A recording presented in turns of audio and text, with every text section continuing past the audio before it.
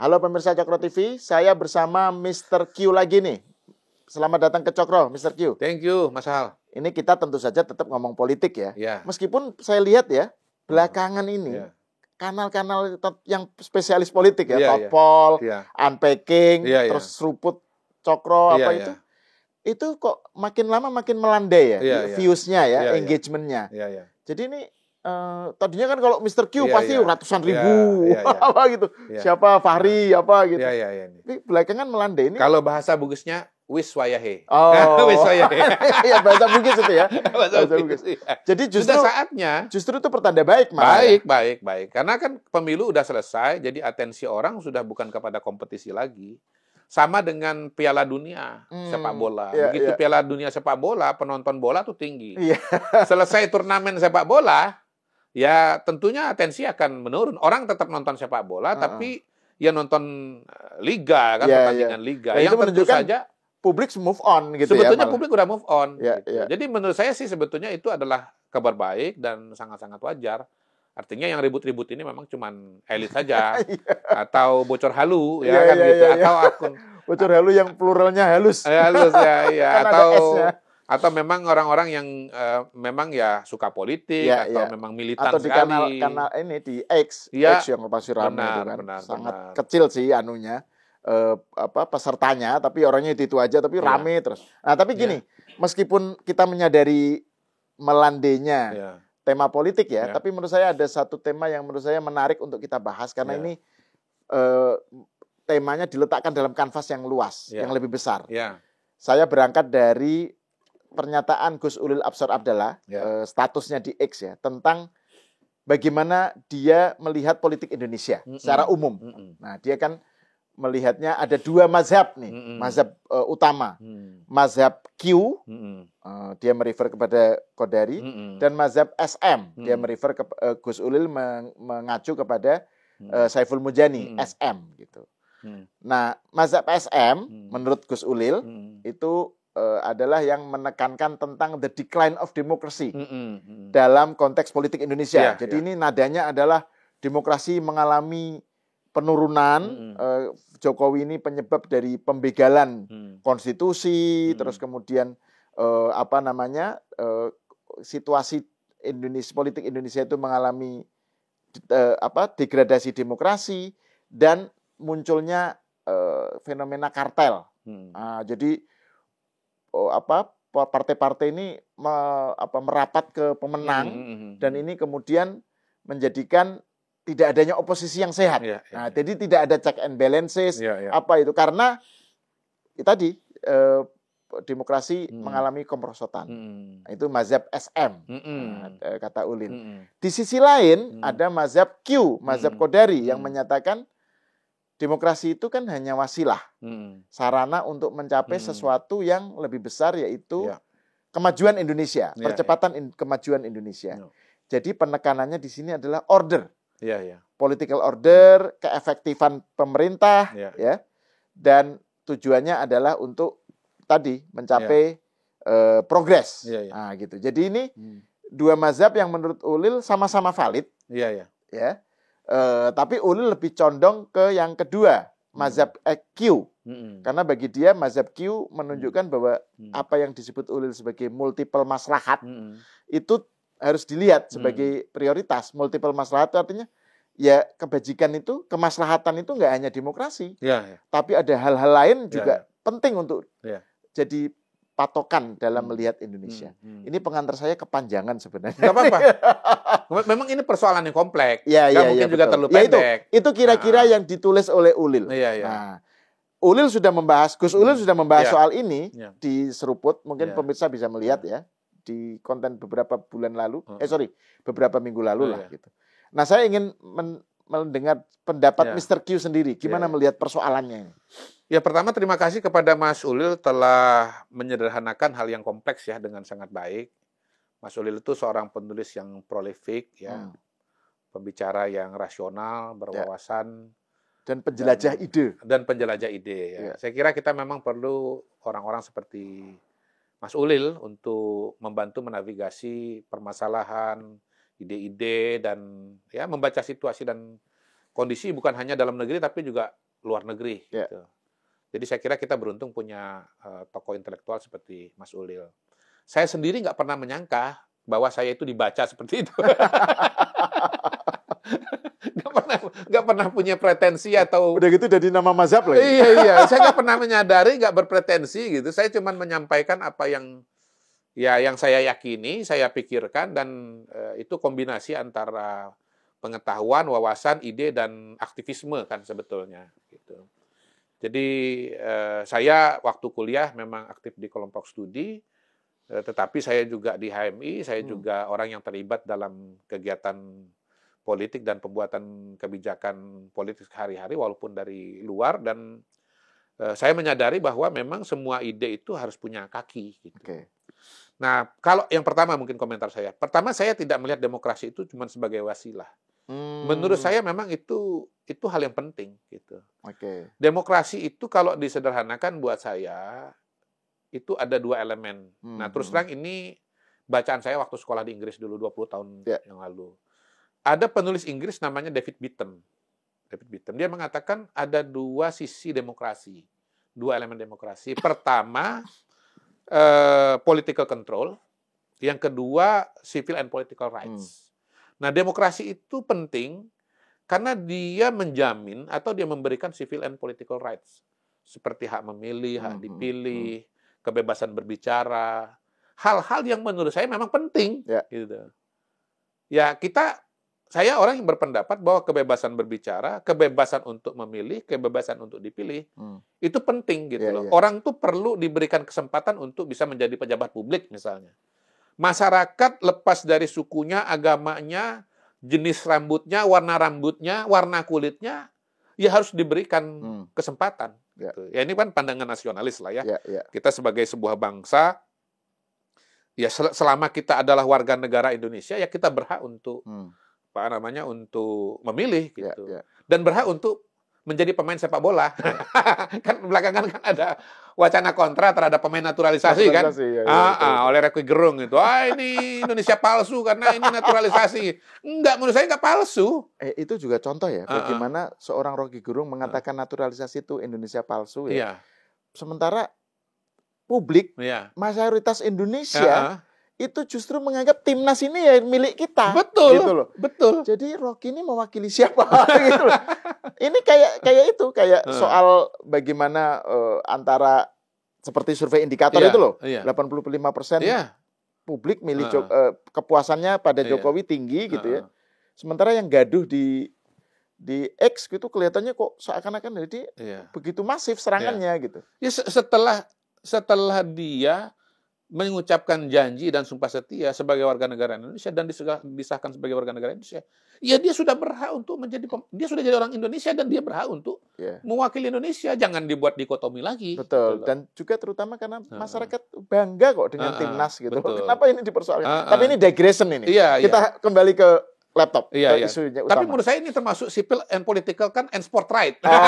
Iya betul. Bagian dari demokrasi. Pokoknya jangan halang-halangi. Anda bisa menjadi pemain sepak bola kalau Anda sudah jadi warga negara Indonesia. Gitu.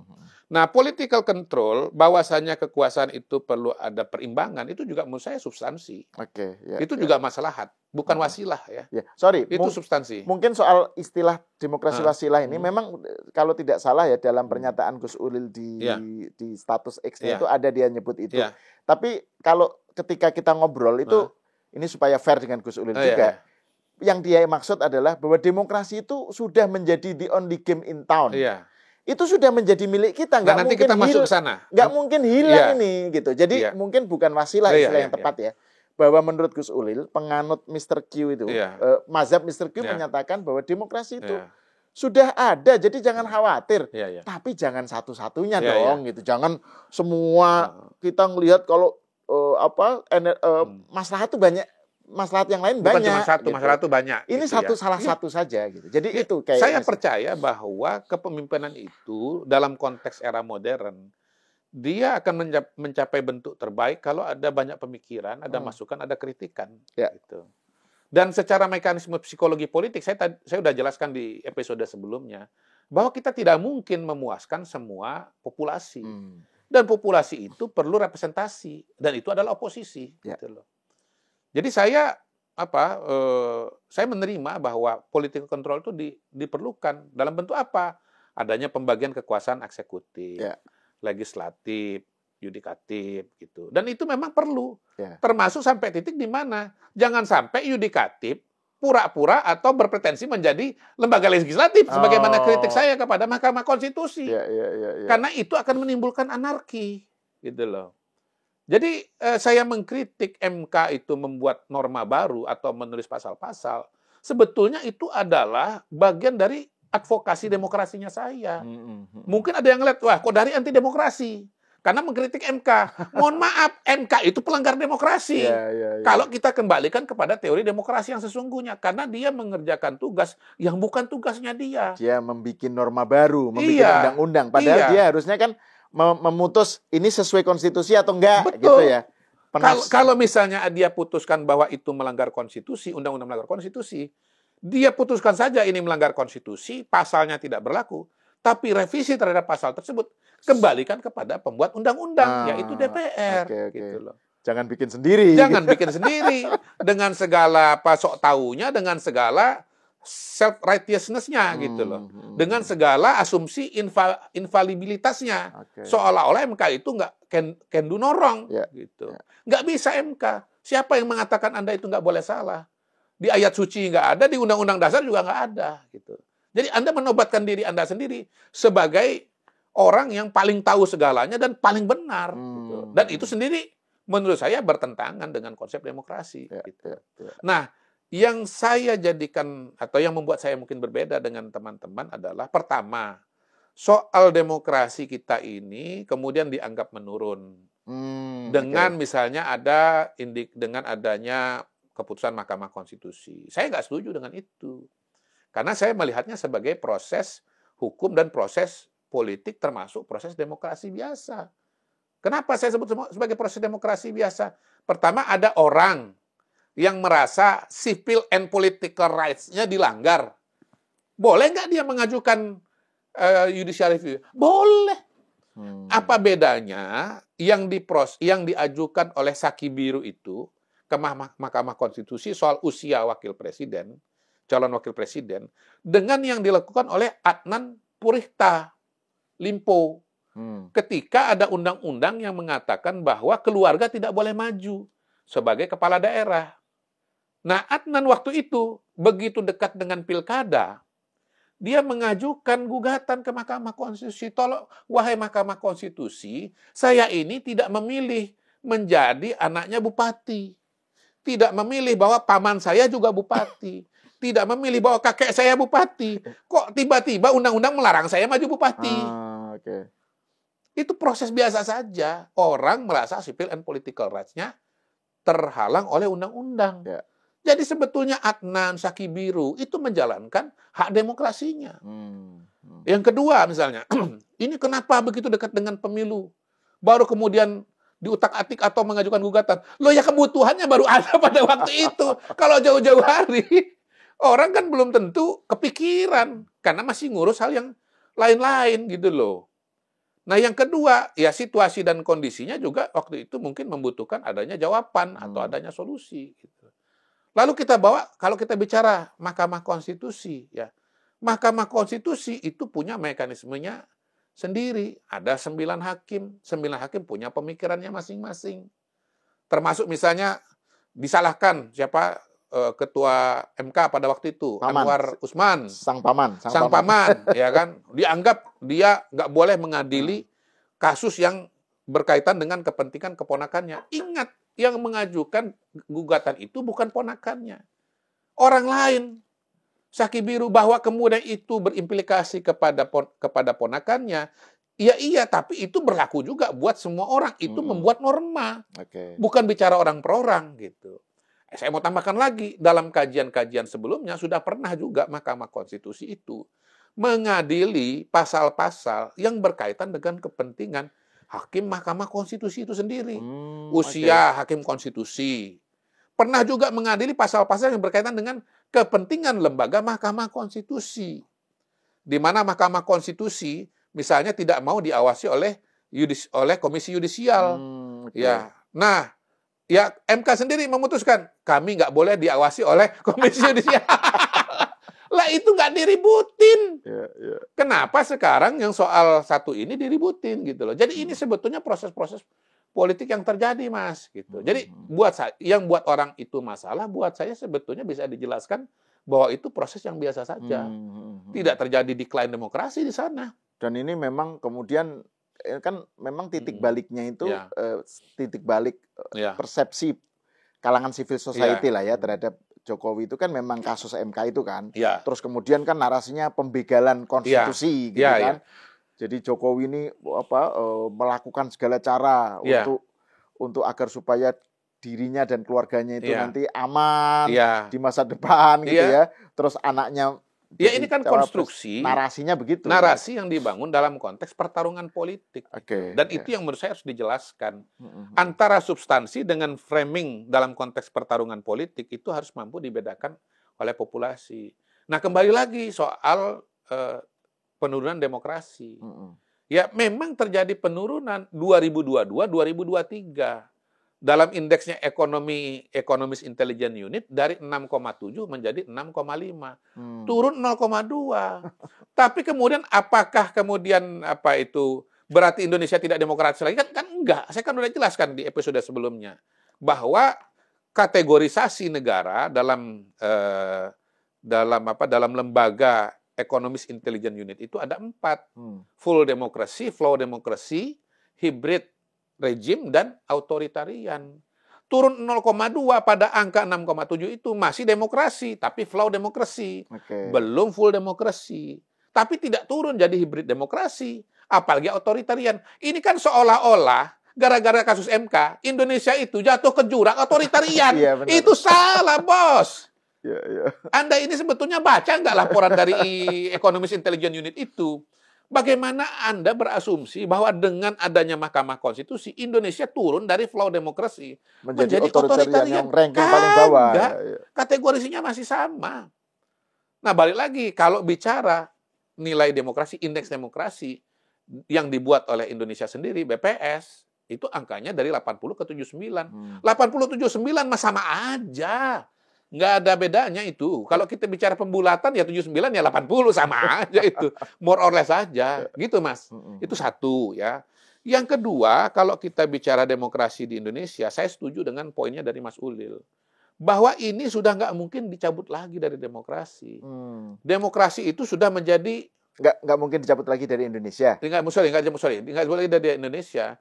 Demokrasi itu telah menjadi habits of the heart. Itu istilahnya Bella ya. Robert and Bella kan gitu kan ya, untuk menggambarkan demokrasi di Amerika kan. Pada tahun-tahun berapa tuh? 19 awal lah segala macam gitu. Bahwa demokrasi itu vibrant dalam konteks masyarakat di Indonesia gitu. Jadi demokrasi itu telah jadi norma dan itu bisa diukur dari berbagai macam survei. Misalnya, setuju atau tidak setuju dengan demokrasi. Seingat saya 70-80% mengatakan demokrasi, setuju dengan demokrasi. Gitu. Kemudian masyarakat, ya kalau ditanya pilih pemimpin itu, pilih kepala daerah, apakah mau langsung atau oleh DPR, maunya pilih langsung. Tingkat partisipasi kita dalam pemilu juga tinggi. Ya. Walaupun partisipasi rendah juga nggak bisa dibilang nggak setuju demokrasi juga kan, Mas, gitu loh. Banyak negara-negara maju itu tingkat partisipasi dalam pemilunya rendah, 60%. Tapi tidak lantas menjadikannya tidak legitimate, gitu ya? Iya, ya intinya bukan berarti tidak demokratis kan, betul. Gitu loh. Kemudian juga sistem demokrasi kita berjalan. Kita tidak berubah misalnya menjadi negara dengan satu partai politik atau 3 partai politik saja. Kita tidak menjadi negara di mana partai politik tidak boleh berdiri. Partai politik berdiri setiap hari. Ya, partai politik peserta pemilu terus bertambah. Partai politik berdiri setiap hari dan banyak orang yang pengen menyatakan pengen bikin partai politik, kok nggak jadi-jadi. Kita tunggu-tunggu, kapan ini? Pak Amin Rais mendirikan partai politik, ya kan? Nggak, berdiri, kan pengen bikin ikut pemilu, ya toh? Bahwasanya kemudian nggak dipilih oleh masyarakat kan, itu kan soal lain lagi, gitu loh. Ya, jadi soalnya itu di mana? Kalau mengatakan ini sudah tidak demokratis itu di mana? Gitu. kita ini betul-betul berada dalam situasi yang sudah sangat-sangat demokratis. Kalau menurut saya. Orang berbicara juga bisa. Nyerang-nyerang pemerintah berkali-kali tiap hari juga nggak apa-apa. Apa ada kemudian dilaporkan oleh Pak Jokowi, Rocky Gerung segala macam? Nggak ada. Sambil mereka teriak-teriak tentang demokrasi mati, demokrasi betul. Direpres. Padahal mereka sendiri teriak-teriak nggak ada apa-apa. Gitu. Sedang menikmati demokrasi. Mereka lupa bahwa ketika mereka mengatakan itu, mereka itu sedang menikmati praktek dan esensi dari demokrasi itu. Gitu. Nah, yang nomor 3, bahwa memang saya melihat bahwa kita sebagai bangsa dan negara itu, we cannot lose sight. Ya, kita nggak boleh kehilangan pandangan yang sebenar-benarnya. Tujuan kita berbangsa dan bernegara itu apa sih? Yeah. Pasti tujuan kita berbangsa dan bernegara itu, pengen negara kita itu jadi negara maju. Nah, pada titik itulah kemudian silakan nih orang ngomong klise ya, saya mengatakan bahwa kita harus menuju Indonesia Emas 2045. Tapi sebelum Indonesia Emas 2045, di mana Indonesia menjadi negara maju, sebetulnya ada tantangan yang lain, yang juga tidak kalah berat. Bahwa Indonesia ini secara sosiologis, dan ini fakta ya, fakta keras ini, fakta keras. Anda nggak punya pilihan mengatakan itu bohong atau itu bukan bohong, Anda nggak bisa, ini fakta. Sejauh Anda masih warga negara Indonesia, Anda akan berhadapan dengan realita ini. Bahwa kita masuk kepada era bonus demografi, di mana kebutuhan untuk menciptakan lapangan kerja sangat besar. Kalau lapangan kerja itu tidak tersedia, maka akan banyak manusia Indonesia itu jadi pengangguran. Kalau mereka pengangguran, mereka menjadi bencana demografi. Ada frustrasi, ada stres, ada masalah mungkin obat-obatan, masalah kriminalitas. Orang kalau nganggur jadi kriminal. Dan masalah-masalah turunan selanjutnya. Gitu. Nah, untuk menciptakan lapangan kerja, kita perlu investasi. Untuk bisa investasi masuk, kita harus menciptakan opportunity. Baik dari segi sumber daya alam, dari kreativitas, kita harus kerjakan infrastruktur fisik, jalan, jembatan, sebagaimana yang dikerjakan oleh Pak Jokowi. Pak Jokowi itu 10 tahun ini menyiapkan negara kita untuk menjadi negara yang siap menghadapi pertumbuhan ekonomi, menghadapi masuknya investasi, untuk menyediakan lapangan kerja bagi, mohon maaf nih ya, bagi anak-anak kita, bagi keponakan kita, bagi cucu-cucu kita. Karena inilah generasi yang 5 tahun, 10 tahun ke depan, lulus dari kuliah, perlu lapangan kerja. Kalau mereka lulus kuliah, nggak punya lapangan kerja, mereka jadi apa? Gitu. Anda harus punya perspektif sampai seoperasional ini untuk bisa mengerti apa yang kita hadapi di depan itu, Mas. Nah, semua itu membutuhkan dukungan politik, Mas. Dukungan politik dalam jumlah yang besar. Kenapa dibutuhkan dukungan politik yang besar? Karena tadi kembali ke demokrasi lagi. Bahwa ada eksekutif, ada legislatif, ada yudikatif. Ya, perencanaan pembangunan, undang-undang APBN, ya, APBD itu membutuhkan persetujuan dari DPR. Nah, kalau DPR-nya kurang dari 50%, tidak ada koalisi besar, tidak disetujui apa-apa yang mau dikerjakan oleh Pak Prabowo, Mas Gibran pada hari ini, tidak bisa dilaksanakan. Nggak bisa dikerjakan. Gitu. Nah, kalau nggak bisa dikerjakan, ya akan terjadi apa yang saya jelaskan tadi. Bahwa lapangan kerja akan kurang, pengangguran akan banyak frustrasi, orang penyalahgunaan obat-obatan, kriminalitas meningkat, dan Indonesia menjadi negara yang kacau, alias anarki. Begitu, Mas. Ya, atau yang sering disebut orang middle income trap Nah, terus ini menarik nih soal demokrasi dan bahwa Mr. Q menyatakan jangan losing sight terhadap ke depan itu, dan bahwa itu membutuhkan keefektifan pemerintah ya. Ini kan waktu itu kita pernah bicara juga tentang pidato pengukuhannya Pak Pratik ya, mengenai dilema atau dynamic tension antara mana yang harus didahulukan, demokrasi atau pemerintahan efektif gitu ya. Nah, soalnya dalam kasus-kasus negara yang jadi contoh kesuksesan meraih progres yang rutenya rute non barat kan China. China itu kan efektif banget pemerintahannya. Tapi memang tidak ada demokrasi gitu ya. Jadi keefektifan itu biasanya itu memang akan betul-betul terjaga kalau tidak ada kegaduhan demokrasi gitu. Order versus disorder. Itu kaitan dengan order itu.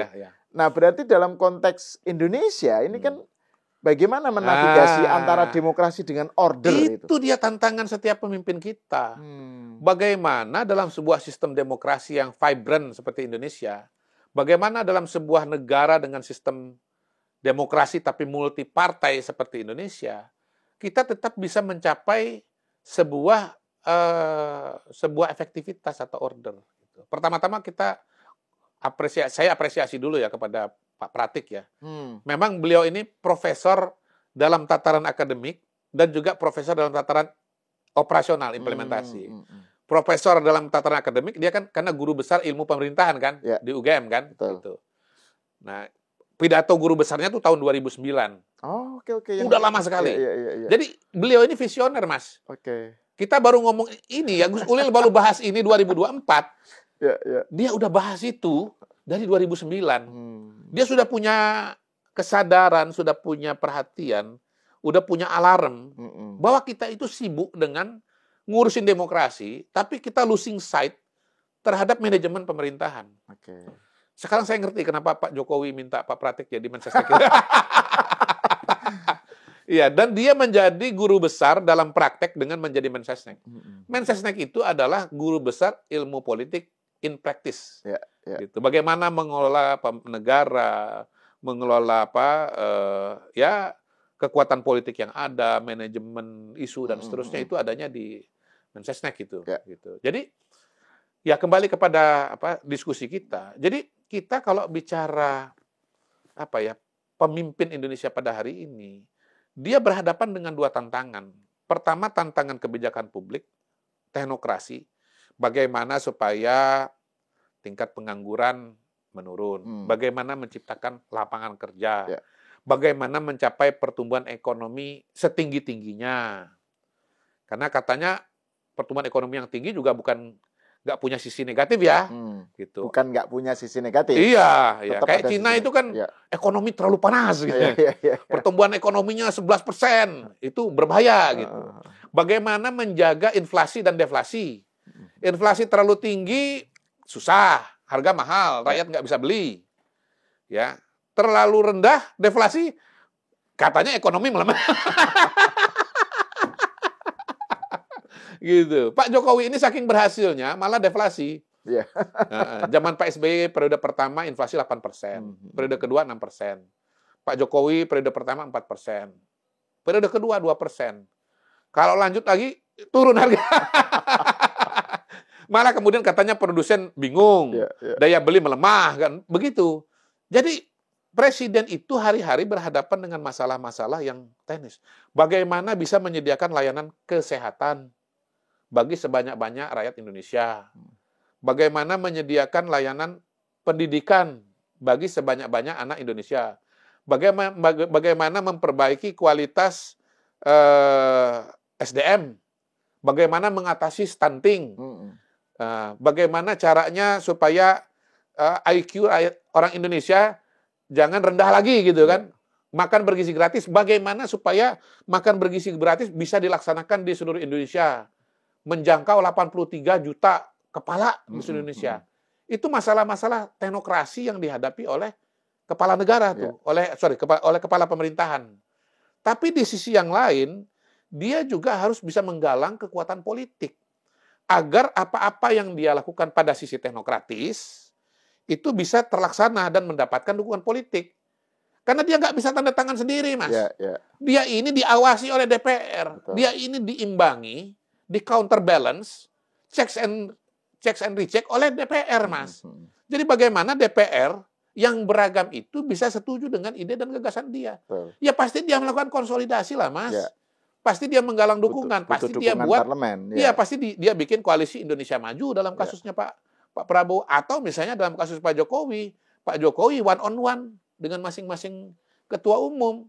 Dengan Pak Surya Paloh ketemu, diskusi. Dengan Pak Zulkifli Hasan ketemu, diskusi. Dengan Ibu Megawati ketemu, diskusi. Nah, namanya dua orang dengan kepala yang isi kepala berbeda, rambut sama hitam tapi isi kepala kan beda-beda. Ya kan, dengan di sini nyambung, dengan di situ beda. Dengan di sini ya sebagian ketemu, sebagian nggak ketemu. Sebagian sama, sebagian berbeda. Jadi betul-betul seorang kepala pemerintahan dan kepala negara atau presiden Indonesia pada hari ini berhadapan dengan sisi teknokratis dan berhadapan dengan sisi politik gitu. Nah, kalau Mas Ulil menyebutnya sebagai multiple maslahat, kalau saya menyederhanakan, sederhana aja nih saya, bahwa pemerintahan itu, statecraft itu, saya pernah ngomong sebetulnya statecraft, tapi karena udah terlanjur sering disebut oleh Mas Ulil, saya jangan ambil nih, ya. Saya sebut istilah yang lain. Bina negara. Itu sebenarnya juga pernah dipakai dalam terjemahan Sumar Said Muartono. Iya. Ini tapi ngomong dalam perbincangan ini ada sayup-sayup suara azan. Iya. Saya kecil aja, nggak apa-apa. Ini berarti ini masuk nggak nih? Masuk, nggak apa-apa. Nggak apa-apa ya. Suara dering Mr. Q itu adalah azan. Bukan suara dering. Oh, suara dering. Memang jamnya azan. Oh, jamnya azan. Iya. Ketahuan nggak pernah merhatiin azan. Ketahuan suara deringnya lain gitu dong. Azan saya natural. Iya. Oke, ini menarik. Sebetulnya ini saya matiin tapi hidup sendiri. Bukan pencitraan ya. Bukan.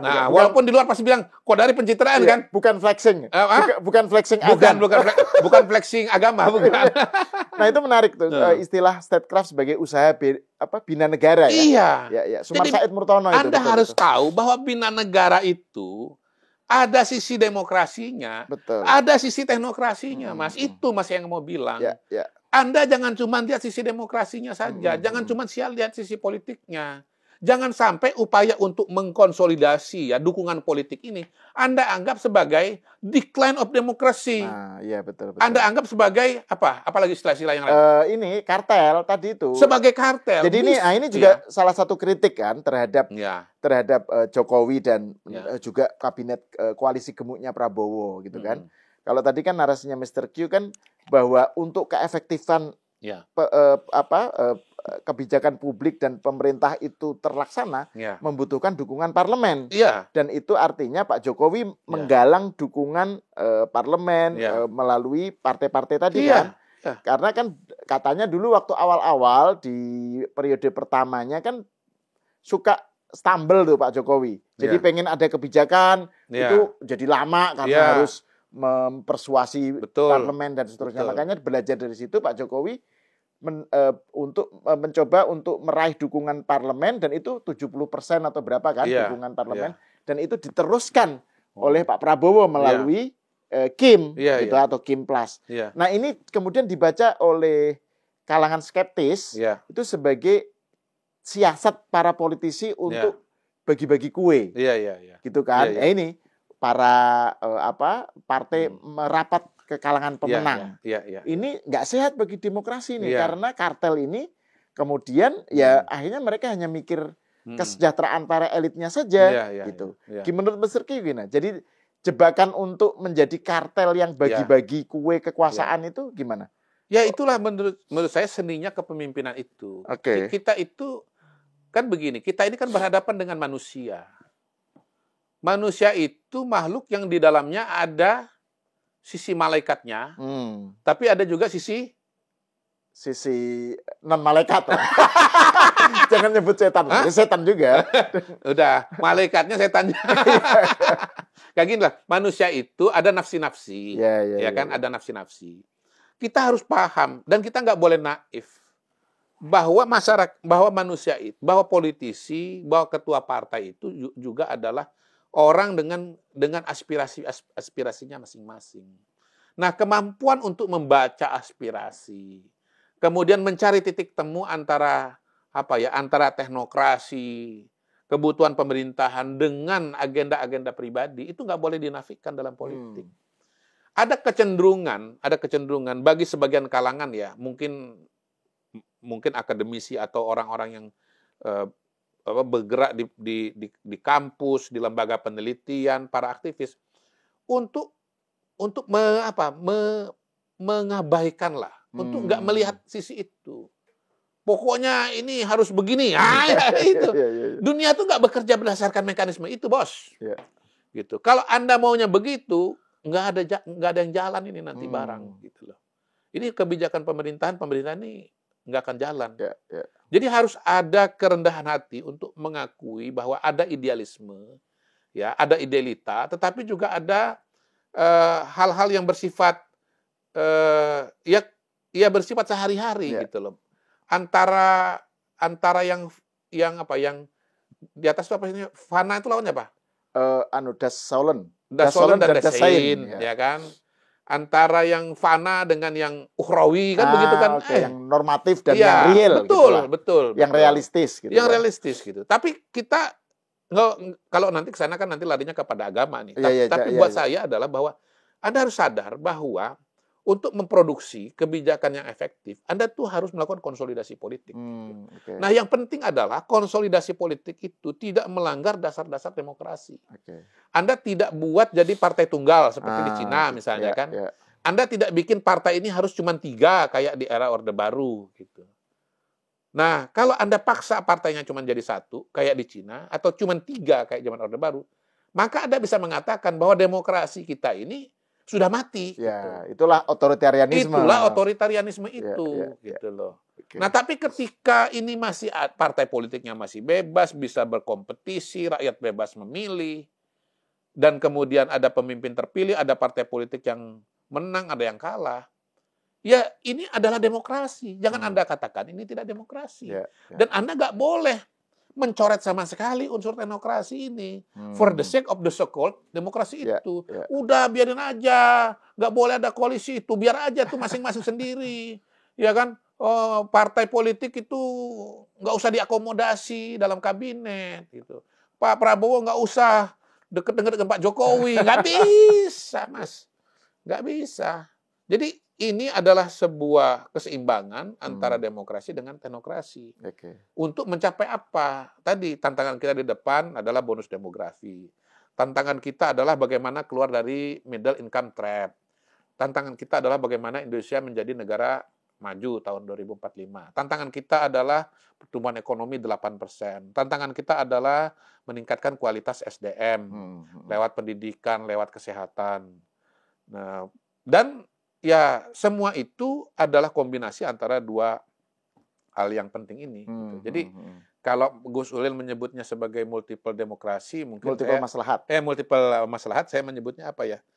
Ya, dualitas lah ya,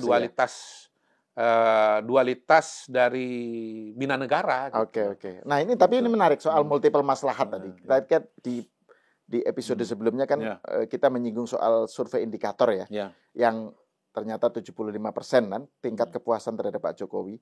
Tapi kan survei indikator itu juga cerita banyak hal tentang hal lain, yaitu misalnya soal bagaimana persepsi publik terhadap pendidikan, infrastruktur, yang juga disebut oleh Mr. Q sebagai itulah contoh bahwa masyarakat itu melihat Indonesia itu nggak hanya demokrasi tok, tapi juga banyak hal lain gitu. Mayoritas pertanyaan itu soal teknokrasi kok, bukan soal demokrasi kok. Paling soal demokrasi paling 2-3 pertanyaan dari 5 lah maksimal dari 20 pertanyaan. Ini terkait dengan poinnya Gus Ulil yang dia bilang bahwa kalangan teman-teman pro demokrasi itu karena terlalu fokus pada demokrasi sebagai benchmark untuk tolok ukur untuk melihat maju atau enggaknya, berhasil atau suksesnya sebuah negara. Itu kesannya kalau ini itu mengalami dilihatnya itu gagal, terus semuanya nggak dilihat gitu. Jadi kemudian nadanya pesimis, skeptis, sinis gitu ya. Pokoknya itulah muncul Mulyono kan. Jadi seakan-akan tuh pokoknya semuanya dianggap sebagai sesuatu yang palsu gitu. Sementara kalau Gus Ulil melihatnya kan ya demokrasi ini pertama the only game in town, sudah pasti demokrasi itu sudah menjadi DNA Indonesia. Memang bisa melemah, tapi nggak bakal mati gitu. Nah, tapi kan ada maslahat lain yang harus dilihat, dan itu yang membuat dia optimis. Betul. Nah, itu gimana menurut Mr. Q itu? Ya, saya kira sebagian teman-teman ini kan masih berada dalam bayang-bayang otoritarianismenya Pak Harto. Gitu loh. Jadi cara melihat situasi dan kondisi ini masih dengan ketakutan-ketakutan atau trauma-trauma 25-30 tahun yang lalu gitu loh. Jadi ya cara melihat Indonesia pada 25 tahun, 30 tahun yang lalu kan harusnya kacamatanya sudah berbeda dengan sekarang. Kalau dulu tuh nggak ada demokrasi, tapi sekarang ada demokrasi. Yeah. Nah, dalam konteks masa Orde Baru, memang persoalan terbesar yang dihadapi pada waktu itu adalah soal demokrasi. Saya kira memang ini teman-teman ini kan sebagian ini preoccupied, istilahnya kan gitu kan. Preoccupied dengan ketiadaan political control pada masa Pak Harto, ketiadaan civil and political rights pada masa Pak Harto. Gitu. Sehingga kacamatanya itu masih kacamata 25 tahun yang lalu. Ini sebetulnya generasi yang generasi yang terjebak dalam nostalgia. Gitu. Nah, pada waktu itu ketiadaan elemen-elemen demokrasi ini membuat kita itu menjadi social justice warrior itu, SJW itu, gitu. Ya, social justice atau civil and political rights warrior, kira-kira begitu. Tapi pada hari ini semuanya ada, dijamin oleh konstitusi. Konstitusinya sendiri jangan lupa loh, waktu di amandemen dirinci itu civil and political rights itu. Itu yang salah satu yang membedakan Undang-Undang Dasar kita masa Orde Baru sebelum reformasi dengan setelah reformasi adalah betapa banyaknya pasal-pasal yang ditulis mengenai civil and political rights. Gitu. Dan sekarang demokrasi sudah menjadi the only game in town. Jadi saya kira kacamata SJW ini perlu diganti, Mas. Diganti dengan kacamata patriot. Nah, itu dia. Kacamata patriot. Kacamata patriot yang melihat bahwa taruhan terbesar bangsa ini, agenda terbesar bangsa ini adalah menjadi negara maju. Menjadi negara yang keluar dari middle income trap. Menjadi negara yang lolos, selamat, survive dari tantangan bonus demografi. Gitu. Kalau kacamata itu yang dipakai, hampir-hampir pasti saya yakin bahwa teman-teman ini akan lebih proporsional dalam melihat pemimpin-pemimpin kita, entah itu Mulyono, ya kan, gitu, entah itu Pak Prabowo nanti, gitu, ya, dan pemimpin-pemimpin yang lain di masa yang akan datang. Gitu. Jadi ini teman-teman yang terjebak dalam nostalgia, ya, mereka masih menganalisa situasi sekarang dengan menggunakan kacamata di mana demokrasi #2 civil and political rights serta political control itu tidak ada. Sekarang ini semuanya sudah ada kok. It is there kok. Ada di situ dia. Nah, tinggal PR kita yang justru tertinggal itu adalah teknokrasi. Dan disitulah hebatnya Profesor Pratikno itu. Bayangkan tuh 2025. Berapa? 15 tahun yang lalu ya? 2009 ya? Iya, dan itu belum terlalu lama loh, 10 tahun dari reformasi. Dan jangan-jangan Pak Pratik sudah bisa melihat bahwa ini ada problem dalam kacamata dalam intelektual Indonesia dan ilmu politik Indonesia dalam melihat Indonesia.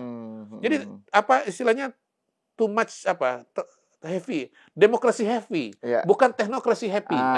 Gitu loh. Oke. Sementara Pak Pratik di dalam pidatonya itu menekankan tentang balance gitu ya, antara balance, betul. Demokrasi heavy dengan teknokrasi heavy. Betul, dan itu tahun 2009 jangan-jangan Pak Pratik belum kenal Pak Jokowi ya? Belum Pak Jokowi udah jadi wali kota atau belum ya? Nggak tahu, saya lupa. Penting. Tapi begini, Pak Pratik itu juga bisa seperti itu. Karena ini bukan profesor di atas awan, bukan. Ya, beliau ini di kampus mengajar, meneliti, tetapi penelitian-penelitian itu banyak berinteraksi dengan pemerintah-pemerintah, khususnya pemerintah daerah. Jadi Pak Pratik itu terlibat dalam isu-isu teknokrasi. Makanya Pak Pratik ini bukan hanya bicara demokrasi, tapi teknokrasi itu ada di depan matanya. Dan dia melihat bagaimana problem teknokrasi itu harus diadres. Jangan hanya soal demokrasinya aja. Ya, kita juga nggak bisa menafikan ya bahwa memang pada masa reformasi tahun 98, orang itu kan heavy-nya kan kepada demokrasi. Karena itu yang nggak ada pada waktu itu. Itu yang defisit. Itu yang defisit. Jadi orang kan, ya yang mana dia lama nggak ketemu, lama nggak dapat, ya appetite-nya tuh ada di sana. Gitu loh. Sehingga ini ketinggalan. Nah ini appetite ini kelamaan bagi sebagian teman kita, gitu loh. Ya, saya kira ini jelas ini anunya. Dan kalau kembali ke pernyataan Gus Ulil ya, kan dia kalau tadi kan Mr. Q merumuskannya dengan ini demokrasi dengan teknokrasi. Gus Ulil kan gimana supaya negara Indonesia itu bisa seperti China plus demokrasi. Iya, betul. Jadi betul. karena China itu dia bisa efektif, demokrasinya jalan dan mencapai progres gitu ya. Betul. Tapi nggak ada demokrasi gitu. Iya. Di sisi lain juga bahaya juga kalau demokrasi terus cara gitu, kita melihat Pak Prabowo juga tanpa ada teknokrasi. Ya kalau ada teman-teman masih melihat Pak Prabowo pakai kacamata 98 misalnya, kan itu betul-betul sudah out of date banget kemana-mana. Bayangkan Pak Prabowo sudah ikut konvensi Partai Golkar, mendirikan partai politik, ikut pilpres 3 kali, 4 kali. Masa orang yang sudah melalui proses begitu panjang masih Anda pakai kacamata tahun 98, 96, 97. Anda ini tinggal di dalam mesin waktu. Iya, atau apa gitu loh. Ya kan? Gitu loh. Jadi kok masih melihat Pak Prabowo itu ini pelanggar HAM. Iya kan? Ini tapi sekarang udah nggak begitu banyak loh yang menyerang Pak Prabowo dengan seperti itu. Masih ada. Iya, tapi nggak begitu banyak, Mr. Q. Yang banyak ada. Itu yang menarik sekarang ini para orang-orang yang dulu mengkritik Prabowo itu sekarang justru kan dia nggak ngkritik Prabowo lagi, mengkritik Jokowi dengan dalih, dengan alasan untuk menyelamatkan Pak Prabowo. Iya, tapi tahun 98, tapi Pilpres 2024 masih dipakai itu. Masih dipakai. Iya, masih dipakai. Kita jangan losing sight juga. 2024 itu masih dipakai wacana-wacana itu, penculik lah, inilah segala macam dan seterusnya. Gitu. Oke, saya kira ini diskusi yang menarik dan saya berharap akan berlanjut juga tema ini soal Mr. Q dan soal tadi itu cara melihat politik Indonesia. Saya yakin ke depan kita ini udah geser dari isu politik, dari isu pemilu lah ya. Tapi soal isu kebijakan publik. Soal kebijakan publik dan patriot itu menarik itu. Patriotisme itu. Ya, tinggalkanlah SJW ya, rangkulah patriot. Oke, terima kasih Mr. Q. Pemirsa, sampai di sini dulu, kita berjumpa lagi di episode selanjutnya.